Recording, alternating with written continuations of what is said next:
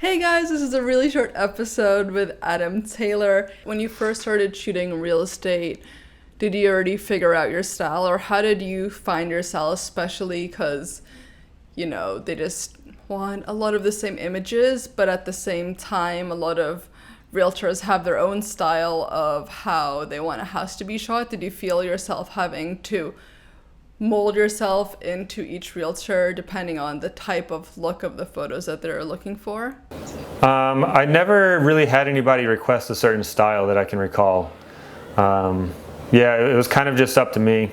So there's HDR, flash, flambient, ambient. There's so many of these methods. How did you start, and how has your photography technique changed since then? Even right from the get-go, I always shot with flashes. Like my very first time shooting or whatever. I shot with external flashes. However, it took me a really long time to realize that you can actually blend ambient and flash exposures. So I was trying to master everything with flashes, and it was so difficult that within the first couple months or so that I was getting gigs on a regular basis, I just couldn't keep up with it, and I felt like I wasn't good enough. And I started outsourcing the photos to a guy. I want to say he was in India at the time, and I kind of built a little relationship with him, and he started doing all my editing, and it was way better than I could have ever done. So I'm sure that he was probably blending some of the stuff that I just didn't know how to do at the time. But nowadays, I always blend the flash and the ambient exposures. Do you still outsource your own editing? No, never.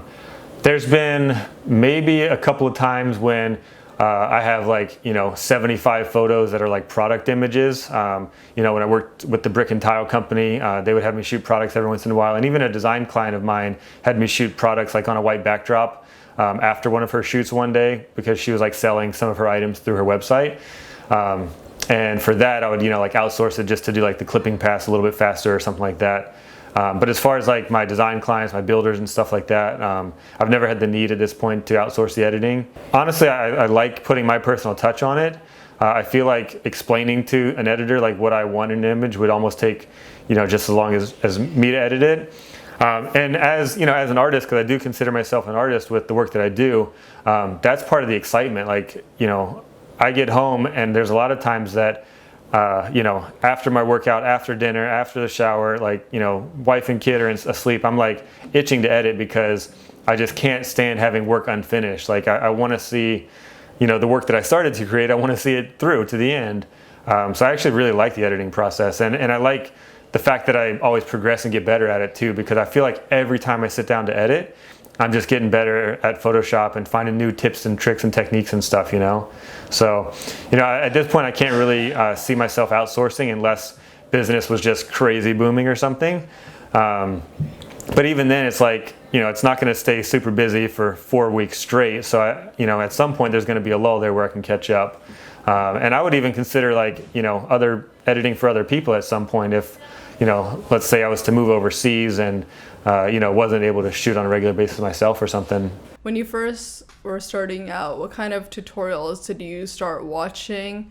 Was it through YouTube, or was it from Facebook groups? And also now you have a really amazing channel, so that's really helpful, and I'll link it down below. Yeah, so a lot of it was obviously trial and error, just trying to figure it out on my own type of thing.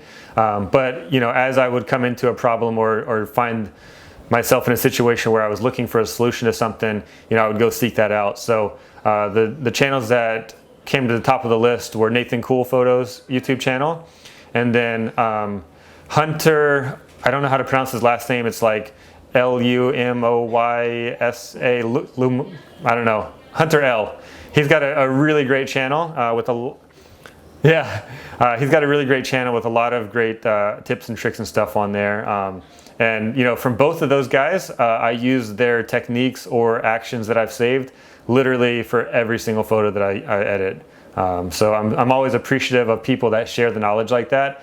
And in return, I've done, like you said, a couple of videos on my own just to show people and kind of share the knowledge that I've picked up. Hope you guys really enjoyed these videos. It's a 5-part series. Make sure to watch all of them and comment down below what you're still curious on about. I'm gonna have revolving guests come on, and I'm gonna have questions with them. It's gonna be really fun, and I hope you guys will learn a lot from the best and people I look up to. Hope you guys enjoy this, and if you're new to the channel, please subscribe, and I think that's about it. Watch the other 5 videos, and I also post a lot of my own videos on this channel, so if you have like a second, just like check those out. That's about it. Bye guys!